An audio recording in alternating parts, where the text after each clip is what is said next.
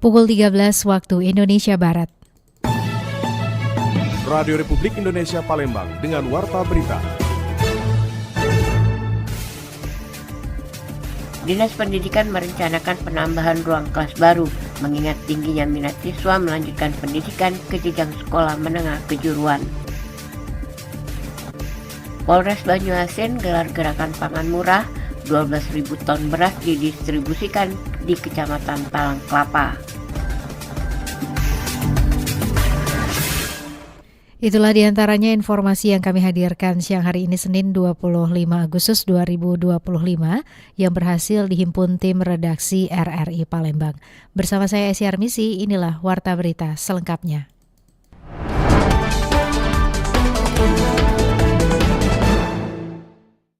Dinas Pendidikan merencanakan penambahan ruang kelas baru mengingat tingginya minat siswa melanjutkan pendidikan ke jenjang sekolah menengah kejuruan atau SMK di Palembang.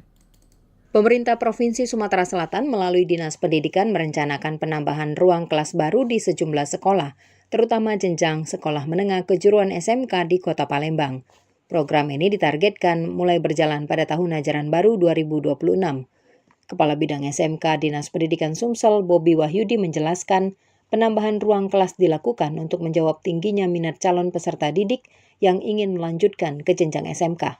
Rencana pembangunan ruang kelas baru saat ini sedang dalam tahap analisa dan kajian. Sekolah-sekolah yang akan mendapatkan tambahan fasilitas ditentukan berdasarkan kebutuhan dan pemerataan wilayah, terutama di kawasan Seberang Ulu Palembang. Tahun depan direncanakan ada penambahan untuk rombel, jadi untuk menambah daya tampung. Kalau tidak rombel nanti mungkin daya tampung dari siswa, karena sekarang memang populasi di Kota Palembang ini sudah cukup tinggi bagi mereka yang ingin melanjutkan sekolah di SMK. Nah, ini mungkin akan kita antisipasi tahun 2026. Bobi menambahkan target penambahan rombel dapat dimasukkan dalam anggaran tahun 2026 sehingga pembangunan dapat segera dilaksanakan. Dengan demikian, daya tampung SMK di Kota Palembang dan sekitarnya dapat juga meningkat secara signifikan. Pemerintah Provinsi Sumsel berharap langkah ini mampu menjawab kebutuhan masyarakat yang semakin tinggi terhadap pendidikan kejuruan. Selain itu, kebijakan ini juga ditujukan untuk mendukung peningkatan kualitas sumber daya manusia di daerah. Pendengar, pencegahan kekerasan anak membutuhkan peran semua pihak. Keluarga diharapkan bisa menjadi garda terdepan dalam mencegahnya. Masih tingginya angka kekerasan terhadap perempuan dan juga anak di wilayah Sumatera Selatan diharapkan dapat terus menjadi perhatian serius oleh semua pihak, khususnya kalangan keluarga.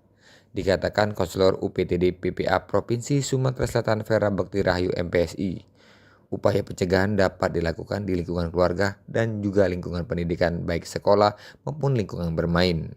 Dirinya mengharapkan dengan upaya pencegahan yang dilakukan di lingkungan keluarga maupun lingkungan bermain dan sekolah dapat menekan tingginya angka kekerasan khususnya terhadap anak yang saat ini masih marak terjadi khususnya di wilayah Sumatera Selatan.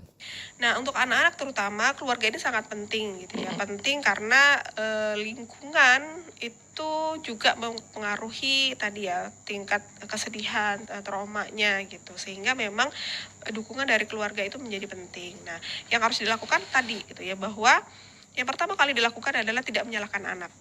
Ya, kadang-kadang kan ya tadi Mbak ya, misalnya anaknya kamu sih terlalu menggoda, kamu sih keluar malam dan lain-lain gitu. Ya kadang-kadang itu didapatkan dari orang terdekat, mendapatkan stigma seperti itu gitu ya, menyalahkan. Nah, sehingga yang korban tadi sudah dia jadi korban kemudian disalahkan, dia semakin dalam gitu ya. Nah, yang pertama adalah itu. Jadi berikan support pada korban.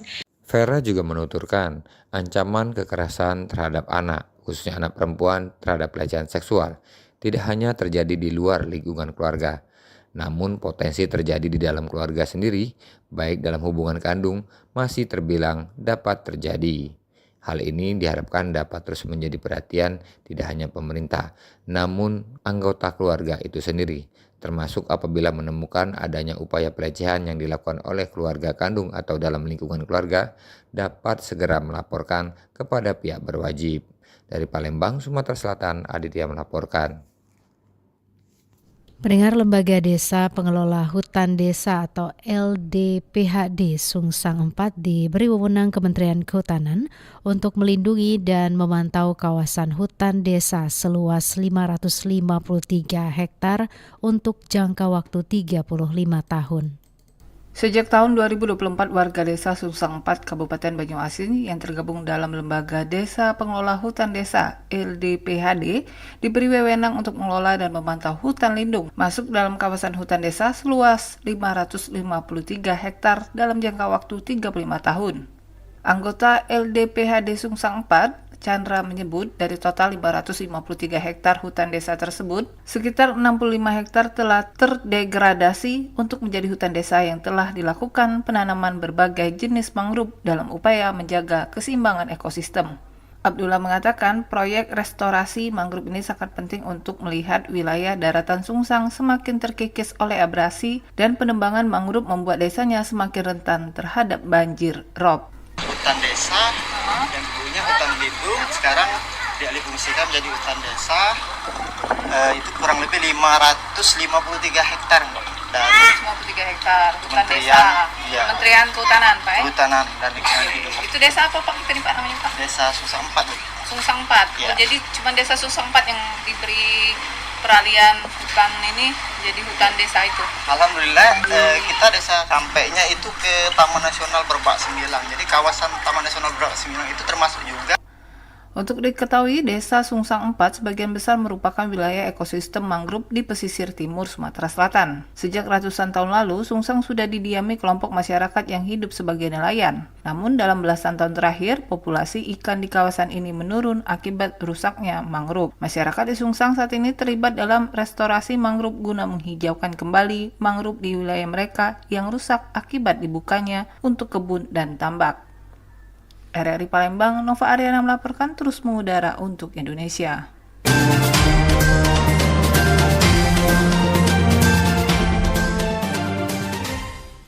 Pendengar, Wali Kota Palembang Ratu Dewa mengatakan sebanyak 1.778 tenaga R4 telah diusulkan untuk menjadi P3K paruh waktu. Pemerintah Kota Palembang hingga kini masih menunggu petunjuk teknis dari Kementerian Pendayagunaan Aparatur Negara dan Reformasi Birokrasi mengenai pengangkatan tenaga R4 di lingkungan pemerintah kota. Usulan terkait pengangkatan ribuan tenaga honorer non-database menjadi pegawai pemerintah dengan perjanjian kerja atau P3K paruh waktu sebenarnya sudah diajukan sejak awal bulan Juli lalu. Wali Kota Palembang Ratu Dewa menegaskan pemerintah tetap berkomitmen untuk memberikan kepastian bagi para tenaga honor yang selama ini masih berstatus sementara. Ratu Dewa menegaskan sebanyak 1.778 tenaga R4 telah diusulkan untuk diakomodasi menjadi P3K paruh waktu sambil menunggu arahan resmi dari Kemenpan RB. Sudah kita usulkan semua ya ke Kemenpan RB kaitan dengan R3 maupun R4-nya. Semuanya sudah, tinggal kita menunggu petunjuk teknis yang dilanjut. Kebijakan tersebut disiapkan sebagai langkah mengakomodasi tenaga honorer yang sebelumnya belum berhasil lulus seleksi pada rekrutmen aparatur pemerintah. Sementara itu, Kepala Kangrep 7 BKN Palembang Heni Sri Wahyuni menegaskan usulan dari pemerintah Kota Palembang saat ini masih dalam proses tindak lanjut sesuai mekanisme yang berlaku. Itu yang sekarang ini yang belum itu masuk ke paruh waktu ya. Itu untuk menghabiskan semua. Jadi yang kemarin belum lulus, belum masuk formasi itu diangkat menjadi P3K paruh waktu. Dengan adanya usulan tersebut, pemerintah Kota Palembang berharap tenaga honor R4 mendapat kepastian status serta jaminan keberlanjutan pekerjaan dalam sistem kepegawaian pemerintah. Lansihar Silitonga melaporkan. Pemerintah Provinsi Sumatera Selatan menyiapkan antisipasi gagal panen di lahan sawah jenis lebak saat curah hujan tinggi. Kepala Dinas Pertanian, Tanaman Pangan dan Hortikultura Sumsel, Bambang Pramono mengatakan Kabupaten Ogan Komering Ulu, Oku Selatan, dan Oku Timur seharusnya sudah masuk musim kemarau. Namun, intensitas hujan di wilayah itu masih cukup tinggi dan hari hujan masih cukup banyak. Hal itu menurut Bambang sangat berpengaruh walaupun tidak signifikan mengingat kondisi cuaca saat ini di Sumsel, terutama lokasi lahan lebak yang diharapkan pada bulan ini sudah mulai panen, namun pihaknya masih berharap lokasi produksi yang memiliki jenis lahan lebak memang diharapkan curah hujannya tidak terlalu tinggi.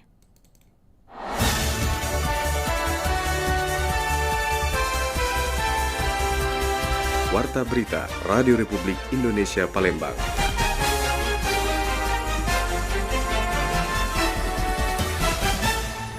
Beralih ke berita selanjutnya, Polres Banyuasin gelar gerakan pangan murah 12 ton beras didistribusikan di Kecamatan Talang Kelapa. Dalam upaya menjaga stabilitas pasokan dan harga beras, Polres Banyuasin bersama Bulog Kanwil Sumsel menggelar gerakan pangan murah di berbagai wilayah Kabupaten Banyuasin. Salah satu titik pelaksanaan kegiatan tersebut berlangsung di Kecamatan Talang Kelapa pada Senin 25 Agustus 2025. Kegiatan ini mendapat sambutan positif dari masyarakat karena beras dijual dengan harga terjangkau. Beras medium Bulog dipasarkan dengan harga 12.500 per kilogram, jauh di bawah harga pasaran yang kerap mengalami kenaikan.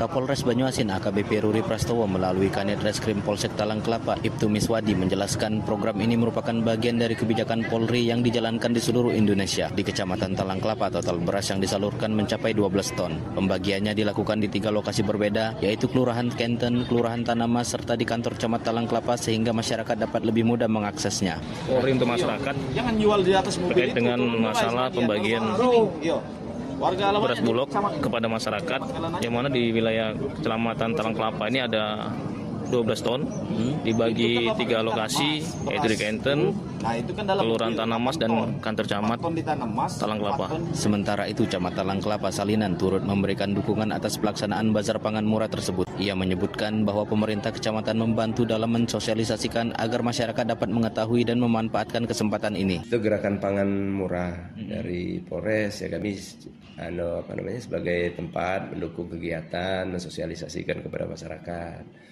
untuk dapat beli. Kegiatan ini diharapkan mampu menjaga daya beli masyarakat sekaligus menekan gejolak harga beras di pasaran. Dari Kabupaten Banyuasin, Muhammad Maulana, Pro 1 RRI terus mengudara untuk Indonesia.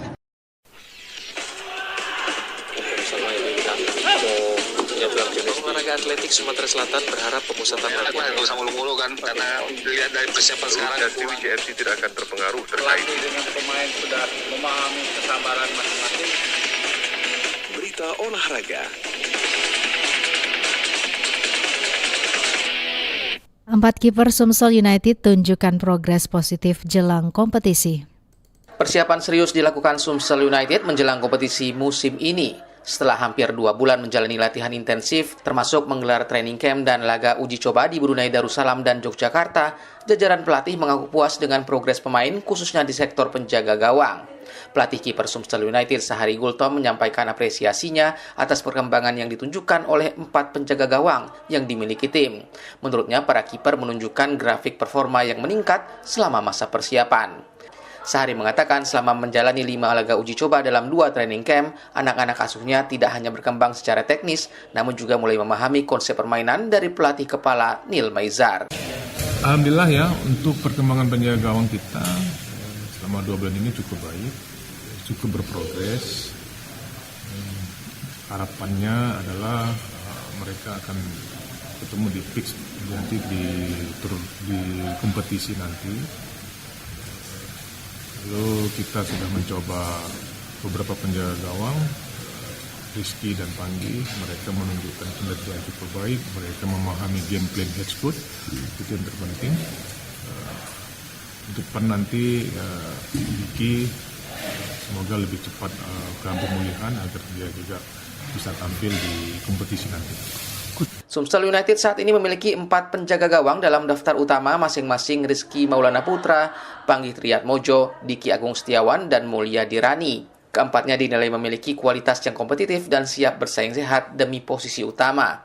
Sahari menegaskan aspek ini menjadi indikator utama kesiapan para kiper sebelum turun di pertandingan resmi. Rian Apridani melaporkan.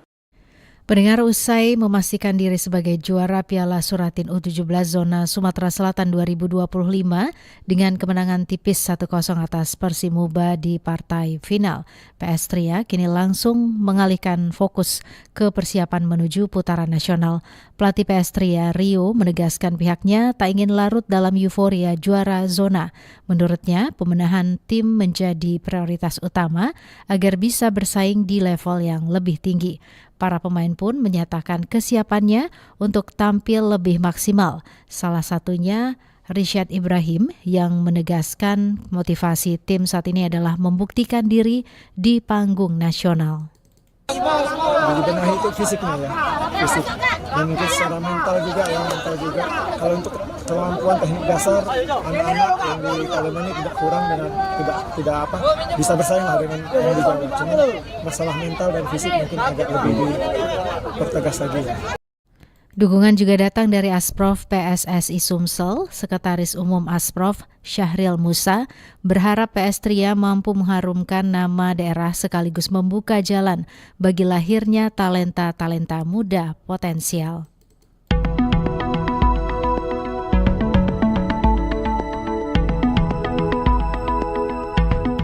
Informasi tadi mengakhiri Warta Berita siang ini, produksi Radio Republik Indonesia Palembang. Informasi lainnya dapat Anda akses melalui website kami rri.co.id dan WhatsApp channel RRI Palembang. Juga ikuti media sosial terverifikasi kami, Facebook, Instagram, TikTok, dan X @RRI Palembang. Kami juga membuka ruang aspirasi bagi Anda untuk menyampaikan sejumlah persoalan dan peristiwa yang berada di sekitar Anda melalui line WhatsApp di 0821 7927 9090 serta pesan chat melalui RRI Digital. Mewakili kerabat kerja yang bertugas, saya Esi Armisi mengucapkan terima kasih atas perhatian Anda. Selamat siang dan sampai jumpa. RRI terus mengudara untuk Indonesia.